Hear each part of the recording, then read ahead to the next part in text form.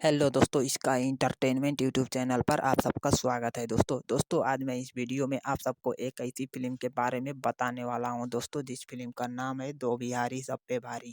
दोस्तों, दो बिहारी सब पे भारी फिल्म का प्रोड्यूसर हैं अभय सिन्हा जी और डायरेक्टर हैं रमेश जी। और दोस्तों, इस फिल्म के स्टार कास्ट में हैं सुपर स्टार अंकुश राजा जी, आकांक्षा दुबे जी, प्रियांशु सिंह जी और भी कई सारे कलाकार इस फिल्म के स्टार कास्ट में हैं दोस्तों।